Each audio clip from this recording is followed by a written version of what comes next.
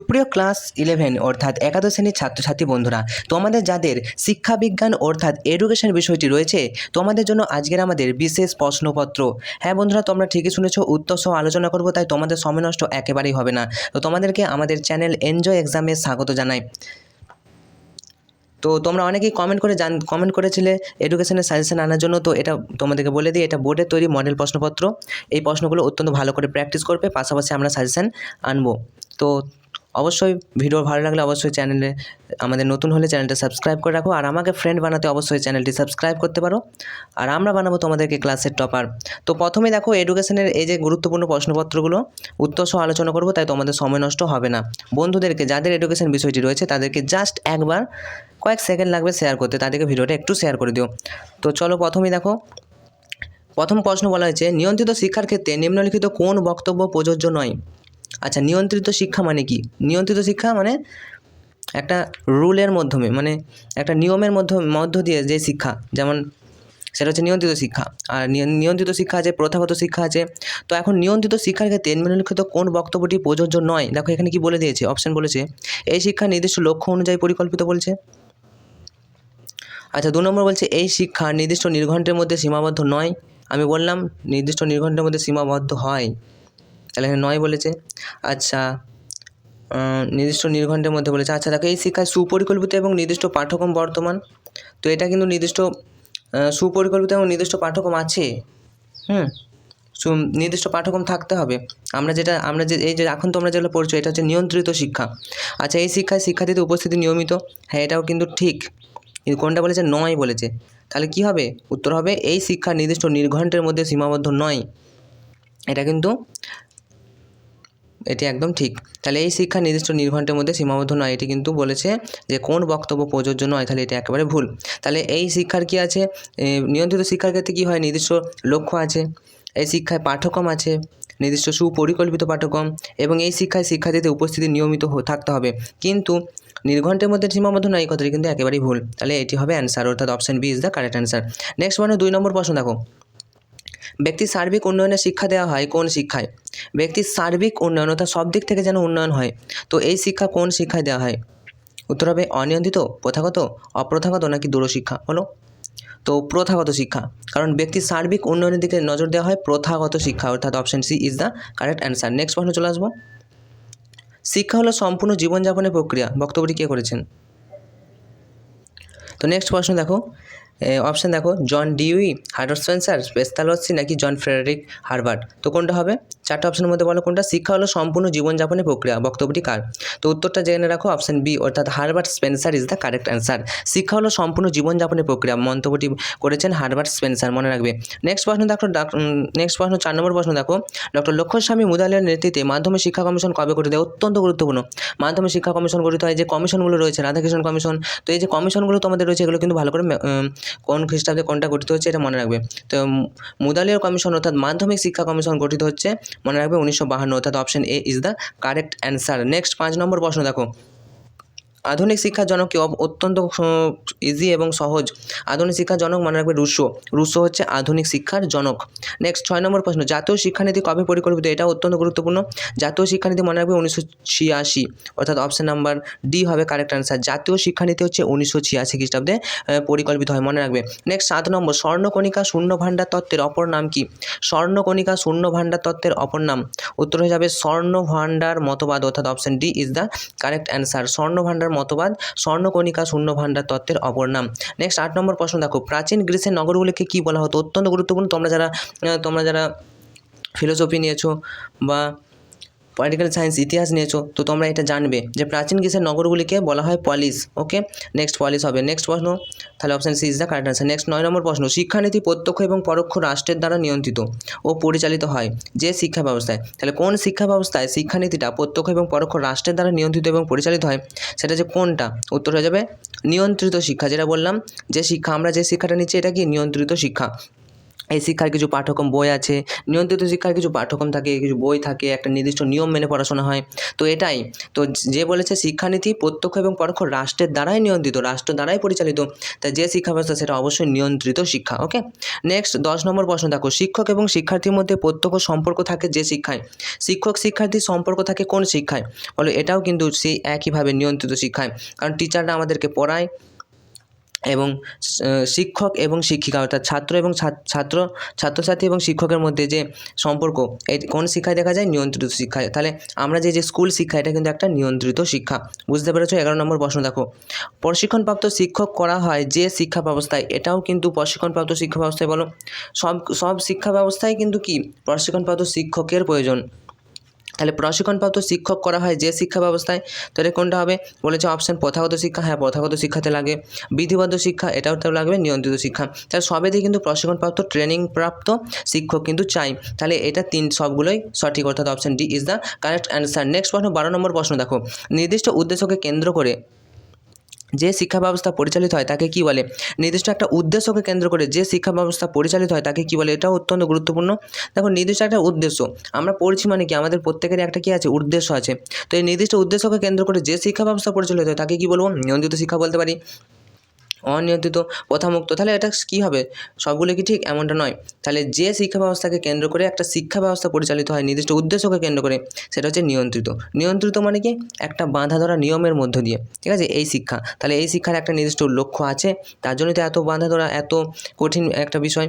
আর অনিয়ন্ত্রিত শিক্ষায় কোনো নিয়ন্ত্রণ থাকে না, সরকারেরও নিয়ন্ত্রণ থাকে না, নিজের উপর নিয়ন্ত্রণ, অর্থাৎ যে ছাত্র বা ছাত্রী সে পড়বে কি পড়বে না তার উপর নির্ভর করবে। প্রথামুক্ত শিক্ষা, তাহলে এটা কিন্তু নয়। তাহলে কোনটা হবে? অবশ্যই নিয়ন্ত্রিত শিক্ষা, কারণ এই শিক্ষা ব্যবস্থাকে উদ্দেশ্য করে একটা নির্দিষ্ট উদ্দেশ্য থাকে এই শিক্ষা ব্যবস্থার, যে ভবিষ্যতে সে কোনো কিছু হতে চায়, তার জন্য আলাদা আলাদা পড়া। তো এই যে নির্দিষ্ট উদ্দেশ্যকে কেন্দ্র করে যে শিক্ষা ব্যবস্থা পরিচালিত হয় তাকে আমরা বলব নিয়ন্ত্রিত শিক্ষা। নেক্সট 13 নম্বর প্রশ্ন, যে শিক্ষার বিভিন্ন স্তর রয়েছে, কোন শিক্ষার বিভিন্ন স্তর রয়েছে বলো? তো এটাও কিন্তু সেই একই কি শিক্ষা? নিয়ন্ত্রিত শিক্ষা। নিয়ন্ত্রিত শিক্ষার কী রয়েছে? বিভিন্ন স্তর রয়েছে। আচ্ছা নেক্সট 14 নম্বর প্রশ্ন দেখো, মহাপুরুষের জীবনী অনুসরণ করা হয় যে শিক্ষা ব্যবস্থায়, মহাপুরুষের জীবনী বলো। তো আমরা মহাপুরুষের জীবনী পড়ি তো, হ্যাঁ অবশ্যই পড়ি। তাহলে এটাও কিন্তু কী হবে? নিয়ন্ত্রিত শিক্ষায়। নিয়ন্ত্রিত শিক্ষায় মহাপুরুষের জীবনী কিন্তু ফলো করা হয়, অনুসরণ করা হয়। তোমরা দেখবে বাংলা বই, তারপরে সবার ইংরেজি বা অন্য যে কোনো বইয়ে কিন্তু মহাপুরুষের বিভিন্ন মহাপুরুষের জীবনী কিন্তু অনুসরণ করা হয়, দেখবে। 15 নম্বর প্রশ্ন দেখো, তাহলে এটা কিন্তু নিয়ন্ত্রিত শিক্ষা হবে। 15 নম্বর প্রশ্ন, সরকারি চাকরি পরীক্ষা দেওয়ার জন্য প্রয়োজন কী শিক্ষা?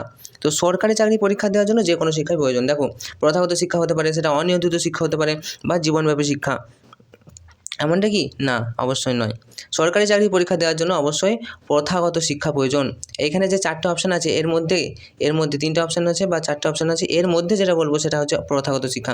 এই প্রথা অনুযায়ী যে পড়াশোনা সেটাই হচ্ছে প্রথাগত শিক্ষা। তো এই প্রথাগত শিক্ষা সরকারি চাকরিতে বসতে গেলে লাগে। যেমন বলে দেয় যে কোনো একটা জবের জন্য গ্র্যাজুয়েশন পাস বা মাধ্যমিক, উচ্চ মাধ্যমিক পাস। তো এই যে সরকারি চাকরি পরীক্ষা দেওয়ার জন্য যে প্রথাগত শিক্ষা, এই যে আমরা পড়াশোনা করছি, এটাও একটা প্রথাগত এবং নিয়ন্ত্রিত শিক্ষা। ওকে নেক্সট প্রশ্ন 16 নম্বর প্রশ্ন, কোন শিক্ষায় নির্দিষ্ট পাঠ্যক্রম অনুসরণ করা হয়? কোন শিক্ষায় নির্দিষ্ট পাঠ্যক্রম অনুসরণ করা হয়? আমরা আগেই বলেছি 16 নম্বর প্রশ্নের সঠিক উত্তর কী হয়ে যাবে? তোমরা এখান থেকে দেখে বলো। একটা নির্দিষ্ট পাঠ্যক্রম থাকে, যেমন অনিয়ন্ত্রিত শিক্ষায় নির্দিষ্ট পাঠ্যক্রম থাকে না, যা খুশি তোমরা পড়তে পারো, সমাজ থেকে শিখতে পারি। কিন্তু নিয়ন্ত্রিত শিক্ষায় একটা নির্দিষ্ট পাঠ্যক্রম কিন্তু থাকে, অর্থাৎ option A is the correct answer. Okay next চলে আসবো 17 নম্বর প্রশ্ন, বিদ্যালয় সম্পূর্ণভাবে সমাজের প্রতিচ্ছবি হবে না, বরং এই প্রতিষ্ঠান হবে আদর্শ একটা সমাজ, এবং যে সমাজের কলুষতা, দ্বন্দ্ব, জটিলতা ইত্যাদি থেকে মুক্ত থাকবে, এই কথা কে বলেছেন? তাই বিদ্যালয় সম্পূর্ণভাবে সমাজের প্রতিচ্ছবি হবে না, তো এই কথা কে বলেছেন? তো 4টে অপশান তোমাদের দেখাচ্ছি, 4টে অপশানের মধ্যে কোনটা হবে বলো? তো অবশ্যই এটা হয়ে যাবে জে.সি. চক্রবর্তী, অর্থাৎ option C is the correct answer. Next প্রশ্ন চলে আসবো, বিদ্যালয়ের শিক্ষায় প্রকৃত অর্থে স্বাধীনতা থাকে না। বিদ্যালয়ের শিক্ষায় প্রকৃত অর্থে স্বাধীনতা থাকে না, কার স্বাধীনতা থাকে না? বিদ্যালয়ের শিক্ষায় কিন্তু কাদের স্বাধীনতা থাকে না? কেউ অবাধ বিচরণ করতে পারে না। দেখো শিক্ষক কিন্তু যা কিছু করতে পারে বিদ্যালয়ের শিক্ষায়, অর্থাৎ পড়াতে গিয়ে। আচ্ছা পড়াতেও পারে আবার, তাহলে কী বললাম? বিদ্যালয়ের শিক্ষায় প্রকৃত অর্থে স্বাধীনতা থাকে না, মানে প্রকৃত অর্থে স্বাধীনতা, কার স্বাধীনতা থাকে না? শিক্ষকের তো থাকে। শিক্ষার্থীদের স্বাধীনতা থাকে না, শিক্ষাকর্মীদের স্বাধীনতা থাকে। তাহলে শিক্ষার্থীদের কিন্তু স্বাধীনতা থাকে না। তাহলে বিদ্যালয় শিক্ষায় প্রকৃত অর্থে স্বাধীনতা, শিক্ষার্থীদের কম স্বাধীনতা থাকে, এটা মনে রাখবে। Option B is the correct answer. Next 19 number প্রশ্ন, বিদ্যালয়ের বৈশিষ্ট্যের অন্তর্ভুক্ত নয় কোনটি? এই যে 4টে অপশন তোমাদেরকে দেখাচ্ছি, বিদ্যালয়ের বৈশিষ্ট্যের অন্তর্ভুক্ত নয় কোনটি? দেখো কোনটা হবে? বিদ্যালয়ে কোনো বৈশিষ্ট্যই নেই, উত্তর হয়ে যাবে কি অনিয়ন্ত্রিত শিক্ষা প্রতিষ্ঠান। এগুলোকে বিদ্যালয় বলা হয় না, অনিয়ন্ত্রিত শিক্ষা প্রতিষ্ঠান, এগুলো হচ্ছে বিদ্যালয়ের বৈশিষ্ট্যের অন্তর্ভুক্ত নয়। নেক্সট 20 নম্বর প্রশ্ন দেখো, শিশুর প্রথম বিদ্যালয় হলো তার মায়ের কোল। বিরাট ইম্পর্টেন্ট একটা প্রশ্ন এবং তোমাদের পুরনো সিলেবাসেও ছিল, মনে রাখো। এটা হবে শিশুর প্রথম বিদ্যালয় হলো তার মায়ের কোল। উক্তিটি কে করেছেন? উত্তর হবে কমেনিয়াস, অর্থাৎ option A is the correct answer. শিশুর প্রথম বিদ্যালয় হচ্ছে তার মায়ের কোল। নেক্সট প্রশ্ন চলে আসবে 21 নম্বর প্রশ্ন দেখো, স্কুল একটি ড্যাশ। স্কুল একটি আর্থিক প্রতিষ্ঠান, সামাজিক প্রতিষ্ঠান, নিয়ন্ত্রিত প্রতিষ্ঠান না অনিয়ন্ত্রিত? স্কুল একটি কী প্রতিষ্ঠান হতে পারে? স্কুল থেকে আমরা টাকা পাই। আর্থিক প্রতিষ্ঠান কি? আর্থিক প্রতিষ্ঠান কাকে বলে? ব্যাংক ইত্যাদি। তো স্কুল কি? স্কুল একটি সামাজিক প্রতিষ্ঠান নাকি নিয়ন্ত্রিত প্রতিষ্ঠান? স্কুল একটি নিয়ন্ত্রিত প্রতিষ্ঠান। কারণ কি? এখানে প্রত্যেকটা নিয়ম মেনে সব কিছু কার্য পরিচালনা করা হয়। তো স্কুল একটা নিয়ন্ত্রিত প্রতিষ্ঠান, মনে রাখবে, অর্থাৎ option B is the correct answer, অর্থাৎ অপশন সি হবে ওটা। আচ্ছা নেক্সট, আধুনিক বিদ্যালয়ের শিক্ষা হলো ড্যাশ। আধুনিক বিদ্যালয়ের শিক্ষা কীরকম? আধুনিক যে বিদ্যালয় তার শিক্ষাটা কীরকম সবাই জানো। তো এটা কি হবে? বৃত্তিমুখী শিক্ষা, অনিয়ন্ত্রিত নাকি প্রথামুক্ত নাকি নিয়ন্ত্রিত? তো অবশ্যই নিয়ন্ত্রিত শিক্ষা। আধুনিক যে বিদ্যালয়ের শিক্ষা আমরা যে বললাম না পড়াশোনা করছি, এটা হচ্ছে নিয়ন্ত্রিত শিক্ষা। 23 নম্বর প্রশ্ন, প্রাক প্রাথমিক শিক্ষার মূল উদ্দেশ্য কী? প্রাক প্রাথমিক শিক্ষার মূল উদ্দেশ্য কী হতে পারে বলো? চারটা অপশনের মধ্যে প্রাক প্রাথমিক, অর্থাৎ প্রাক প্রাথমিক মানে কি? প্রাথমিকের আগে, অর্থাৎ শিশু শ্রেণী বলা হয় যেটাকে। তো প্রাক প্রাথমিক শিক্ষার মূল উদ্দেশ্য কী হবে? না শিশুর দৈহিক বিকাশ ও সুঅভ্যাস গঠন। শিশুর মধ্যে অপশন নাম্বার সি, শিশুর দৈহিক বিকাশ আর সুঅভ্যাস গঠন করা হবে প্রাক প্রাথমিক, অর্থাৎ প্রি প্রাইমারি শিক্ষার মূল উদ্দেশ্য। নেক্সট দেখো 24 নম্বর প্রশ্ন, বিদ্যালয় হলো সমাজের ড্যাশ। বিদ্যালয় হলো সমাজের বৃহৎ সংস্করণ, মাঝারি না ক্ষুদ্র না অতি বৃহৎ? কোনটা হবে? তো বিদ্যালয় হলো সমাজের অতি বৃহৎ সংস্করণ, অর্থাৎ option D is the correct answer. Sorry, বিদ্যালয় হলো সমাজের ক্ষুদ্র সংস্করণ হবে। ওকে, সরি, তো এটা মিস্টেক। তো দেখে নাও আরেকবার যে বিদ্যালয় হলো সমাজের কীরকম সংস্করণ? বিদ্যালয় সমাজের এটা হচ্ছে তোমাদের ক্ষুদ্র সংস্করণ, অর্থাৎ option C is the correct answer. Okay, ক্ষুদ্র সংস্করণ হবে, বিদ্যালয় সমাজের ক্ষুদ্র সংস্করণ। নেক্সট 25 নম্বর প্রশ্ন দেখো, বিদ্যালয়ে একটি অন্যতম ত্রুটি হলো। তো বিদ্যালয়ে কী কী ত্রুটি হতে পারে? বিদ্যালয়ে একটি যান্ত্রিক শিক্ষা পদ্ধতি, বিদ্যালয়ে প্রশিক্ষণপ্রাপ্ত শিক্ষকের অভাব থাকতে পারে, বিদ্যালয়ে কি পরীক্ষা নেওয়া হয়? তো এগুলো হচ্ছে বিদ্যালয়ের অন্যতম ত্রুটি। তাহলে একটি কেন? এগুলো সবগুলোই, তাহলে option number D is the correct answer. তবে মনে রাখবে বিদ্যালয়ে কী কী ত্রুটি থাকতে পারে? বিদ্যালয়ে হচ্ছে যান্ত্রিক শিক্ষা পদ্ধতি একটা অভাব, প্রশিক্ষণপ্রাপ্ত শিক্ষক শিক্ষিকা না থাকলে বিদ্যালয়ে পড়াবো কী? তাহলে বিদ্যালয়ের অভাব, এই মানে শিক্ষকের অভাব, তারপরে পরীক্ষা নির্ভরতা, এই এত পরীক্ষা নেওয়ার জন্য ছাত্রছাত্রীরা স্কুল যেতে চায়নি। তো বিদ্যালয়ের একটা অন্যতম ত্রুটি হচ্ছে কি এতগুলো, তো এগুলো সবকটি হবে। ওকে, 26 নম্বর প্রশ্ন দেখো, আমাদের দেশের মাধ্যমিক বিদ্যালয়গুলি কীরকম? তো আমাদের দেশের মাধ্যমিক বিদ্যালয়গুলি প্রথম বলছে সম্পূর্ণ বেসরকারি সংস্থা দ্বারা নিয়ন্ত্রিত, নাকি সরকারি অনুদান প্রাপ্ত, নাকি সম্পূর্ণরূপে সরকার দ্বারা নিয়ন্ত্রিত? কী হবে? তো এগুলো সবগুলোই, তো আমাদের দেশের মাধ্যমিক বিদ্যালয়গুলি সবগুলোই সম্পূর্ণ বেসরকারি সংস্থা দ্বারা নিয়ন্ত্রিত আছে, সরকারি অনুমোদন প্রাপ্ত বেসরকারি বিদ্যালয় আছে, এছাড়াও সম্পূর্ণরূপে সরকার দ্বারা নিয়ন্ত্রিত বিদ্যালয় কিন্তু আছে। চলো 27 নম্বর প্রশ্ন দেখো, কার মতে শিক্ষা হলো আভিজাত্যের পুনঃসংগঠন? কার মতে শিক্ষা হলো স্বাধীনতার পুনঃসংগঠন? উত্তর হয়ে যাবে কি? চারটা অপশন দেখাচ্ছি, উত্তর হয়ে যাবে ডিউ হবে। ওকে, তাহলে শিক্ষা হলো অভিজ্ঞতার পুনঃসংগঠন, এটা হবে ডিউ। নেক্সট প্রশ্ন 28 নম্বর প্রশ্ন, শিক্ষা হলো মানুষের মহত্বের প্রকাশ। উক্তিটি কার বা কেউ বলেছে? শিক্ষা হলো মানুষের মহত্বের প্রকাশ, খুবই ইম্পর্টেন্ট একটা প্রশ্ন, সব থেকে মনে রাখবে। ফ্রয়েবেল বলেছে কিন্তু অপশনটা, তাহলে option B is the correct answer. শিক্ষা হলো মানুষের মহত্বের প্রকাশ, কথাটি বলেছে ফ্রয়েবেল। নেক্সট 29 নম্বর প্রশ্ন, শিক্ষা হলো চরিত্র গঠন এবং ধার্মিক জীবনযাপনের উপায়। এটি কার মত? শিক্ষা হলো চরিত্র গঠন এবং ধার্মিক জীবনযাপনের উপায়, এটি কিন্তু স্বামী দয়ানন্দের মত, মনে রাখবে। স্বামী দয়ানন্দের মতবাদ অনুসারে এটা লেখা হয়েছে যে শিক্ষা হলো চরিত্র গঠন এবং ধার্মিক জীবনযাপনের উপায়, এটি বলছেন স্বামী দয়ানন্দ। নেক্সট প্রশ্ন বলে দিলাম 30 নম্বর প্রশ্ন দেখো, অদ্বৈতবাদের জনক কি? অদ্বৈতবাদের জনক খুবই ইম্পর্টেন্ট একটা প্রশ্ন। অদ্বৈতবাদের জনক হচ্ছে কি? কে বসে? উত্তর হয়ে যাবে কি? উত্তর হবে রামানুজ। রামানুজ হচ্ছে অদ্বৈতবাদের জনক, অর্থাৎ option D is the correct answer. অদ্বৈতবাদের জনক হচ্ছে রামানুজ। নেক্সট প্রশ্ন চলে আসবো 31 নম্বর প্রশ্ন, এনসিইআরটি এর পুরনো কথা কি? বলো, এনসিইআরটি এর পুরো কথাটি কী হবে? National council of education and rehabilitation of training, national council of education and research and training, না national council of elementary research and training? কোনটা হবে? খুবই ইম্পর্টেন্ট একটা কোয়েশ্চেন।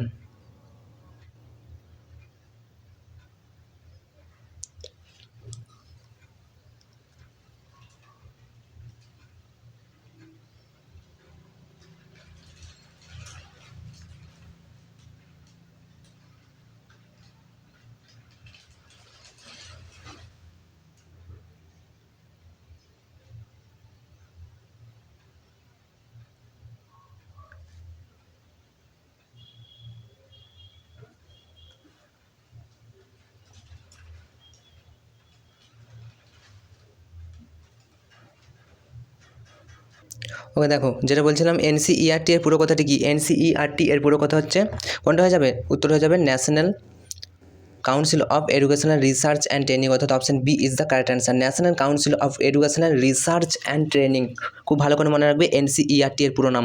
আচ্ছা নেক্সট প্রশ্ন দেখো, চলে আসবো এনসিইআরটি 32 নম্বর প্রশ্ন, কবে প্রতিষ্ঠিত হয়? অত্যন্ত গুরুত্বপূর্ণ। এনসিইআরটি কবে প্রতিষ্ঠিত হয় বলো, চারটা অপশনের মধ্যে কোনটা হবে? উত্তর হয়ে যাবে 1961 সাল, অর্থাৎ option number B is the correct answer. NCERT প্রতিষ্ঠিত হচ্ছে 1961 সালে। নেক্সট দেখো, এনসিইআরটি আনুষ্ঠানিকভাবে তার কাজ শুরু করে কত তারিখে? এনসিইআরটি আনুষ্ঠানিকভাবে তার কাজ শুরু করে দেয় 1961 সালে 1 সেপ্টেম্বর, অর্থাৎ option number D is the correct answer. 1961 সালে 1 সেপ্টেম্বর কী করে? এনসিইআরটি তার কাজ শুরু করে দেয় আনুষ্ঠানিকভাবে। নেক্সট, এনসিইআরটি একটি ড্যাশ সংস্থা। এনসিইআরটি একটি সরকারি না বেসরকারি সংস্থা? তো এটা হয়ে যাবে অবশ্যই স্বয়ংশাসিত সংস্থা, অর্থাৎ option A is the correct answer. NCERT স্বয়ংশাসিত সংস্থা। নেক্সট প্রশ্ন দেখো, 35 নম্বর প্রশ্ন, সমগ্র ভারতে বিদ্যালয় শিক্ষার মান উন্নয়নে সাহায্য করা এবং বিদ্যালয় শিক্ষা এবং শিক্ষক শিক্ষণ বিষয়ে গবেষণা করা, গবেষণালব্ধ ফল প্রয়োগ করার কাজটির উদ্দেশ্যে যে সংস্থা গড়ে ওঠে সেটা কোন সংস্থা? তো সমস্ত বিদ্যালয় শিক্ষার মান উন্নয়নে সাহায্য করছে কোন সংস্থা? অবশ্যই এটা কী হবে? অবশ্যই এনসিইআরটি। এনসিইআরটি পুরো নাম কী বললাম? National council of research and training. তো national council for educational of educational research and training, NCERT মনে রাখবে। তো এই এনসিইআরটি প্রতিষ্ঠিত হচ্ছে কবে থেকে তার কাজ শুরু করে? 1961 সালে, যে 1 সেপ্টেম্বর 1961 সালে 1 সেপ্টেম্বর আবিষ্কার করে। আচ্ছা, প্রথম কাজ শুরু হয়। এনসিইআরটি একটি ড্যাশ সংস্থা, এটা বললাম কি? অবশ্যই এটা একটা স্বয়ংশাসিত সংস্থা। ওকে, নিজেকেই নিজে শাসন করে। নেক্সট 36 নম্বর প্রশ্ন, সমগ্র ভারত বিদ্যালয় শিক্ষা মান উন্নয়নে, তো এটা বললাম, এটা অবশ্যই কী হবে? কাজটির উদ্দেশ্যে যে সংস্থা গড়ে ওঠে, এটা কোন সংস্থা? 35 নম্বর প্রশ্ন, এটা হবে এনসিইআরটি সংস্থা। 36 নম্বর প্রশ্ন দেখো, এনসিইআরটি গড়ে ওঠার অন্যতম উদ্দেশ্য কী? তবে অন্যতম উদ্দেশ্য তোমরা জানো সকলেই। তো এনসিইআরটি গড়ে ওঠার অন্যতম উদ্দেশ্য প্রথমেরটা হবে, দ্বিতীয়টা হবে না তৃতীয়টা হবে? উত্তর হয়ে যাবে প্রথমেরটা, অর্থাৎ শিক্ষা বিষয়ে কেন্দ্রীয় মানব সম্পদ উন্নয়ন মন্ত্রককে বিভিন্ন তথ্য প্রদান করা এনসিইআরটি এর প্রধান উদ্দেশ্য তথা কাজ। নেক্সট প্রশ্ন দেখো, 37 নম্বর প্রশ্ন, এনসিইআরটি এর সংগঠন পর্যায়ে সভাপতি কে হবেন? এনসিইআরটি এর সংগঠন পর্যায়ে সভাপতিত্ব হবেন দিল্লি বিশ্ববিদ্যালয়ের উপাচার্য, নাকি কেন্দ্রীয় মানব সম্পদ উন্নয়ন মন্ত্রী, নাকি ইউজিসি? তো কি ওর না হবে? তো 37 নম্বর প্রশ্নের সঠিক উত্তর হয়ে যাবে কেন্দ্রীয় মানব সম্পদ উন্নয়ন মন্ত্রী পদাধিকার বলে। যদি হচ্ছে এনসিইআরটি সংগঠন পর্যায়ে সভাপতি হবেন, এনসিইআরটি সংগঠন পর্যায়ে সভাপতি হবেন, কি বললাম? কেন্দ্রীয় মানব সম্পদ উন্নয়ন মন্ত্রী, অর্থাৎ পদাধিকার বলে তিনি কিন্তু হবেন। নেক্সট প্রশ্ন চলে আসবো, 38 নম্বর প্রশ্ন, এনসিইআরটি পরিচালক সভার সম্পাদকই হলেন ড্যাশ। এনসিইআরটি পরিচালক সভার সম্পাদকই হলেন কার সহসভাপতি? উত্তর হবে এনসিইআরটি এর সম্পাদক। এনসিইআরটি পরিচালক সভার সম্পাদকই পরিচালক সভার সম্পাদকই আবার এই সভার সম্পাদক। নেক্সট প্রশ্ন দেখো, তাহলে উত্তর হবে এনসিইআরটি এর সম্পাদক। নেক্সট, এনসিইআরটি এর পরিচালক সমিতির সহসভাপতি কে হবেন? এনসিইআরটি এর পরিচালক সমিতির সহসভাপতি হয়ে যাবেন কে? উত্তর হয়ে যাবে মানব সম্পদ উন্নয়ন মন্ত্রকের উপদেষ্টা, অর্থাৎ option number B is the correct answer. Next প্রশ্ন, মানব সম্পদ উন্নয়ন মন্ত্রকের উপদেষ্টা এটা হলো 40 নম্বর প্রশ্ন, আজকে শেষ প্রশ্ন দেখো, এনসিইআরটি এর সদর দপ্তর কোথায় অবস্থিত? অত্যন্ত গুরুত্বপূর্ণ একটা প্রশ্ন। এনসিইআরটি এর সদর দপ্তর কোথায় অবস্থিত? তো বলো, এনসিইআরটি এর সদর দপ্তর কোথায় অবস্থিত? তো আজকে শেষ প্রশ্ন যেটা বললাম, এনসিইআরটি এর সদর দপ্তর কোথায় অবস্থিত? উত্তর হয়ে যাবে উত্তর হবে নিউ দিল্লি শ্রী অরবিন্দ মার্গ। অপশন, চারটা অপশনের মধ্যে দেখো, নিউ দিল্লি শ্রী অরবিন্দ মার্গ, এটা হচ্ছে এনসিইআরটি এর সদর দপ্তর কিন্তু অবস্থিত। আশা করি বুঝতে পেরেছো। তো তোমরা পরবর্তীতে সাজেশনের জন্য অবশ্যই একটা করে কমেন্ট করে দাও। তোমাদের কমেন্টের ভিত্তিতে আমরা কিন্তু পরবর্তীকালে সাজেশন আনবো। এটা ছিল বোর্ডের তৈরি মডেল প্রশ্নপত্র, এটাও ভালো করে তোমরা প্র্যাকটিস করবে, because practice make a man perfect. তোমাদের প্রত্যেকের পরীক্ষা ভালো হোক, এই শুভকামনা জানিয়ে আজকের মতো ভিডিওটা এখানেই শেষ করছি। আমাদের অন্যান্য সাজেশনগুলির জন্য আমরা কমেন্ট বক্সে পিন করে দিচ্ছি, ওখান থেকে তোমরা অন্যান্য সাজেশনগুলি দেখে নিতে পারবে। আজকের মতো ভিডিওটা এখানেই শেষ করছি। Enjoy exam, all the best.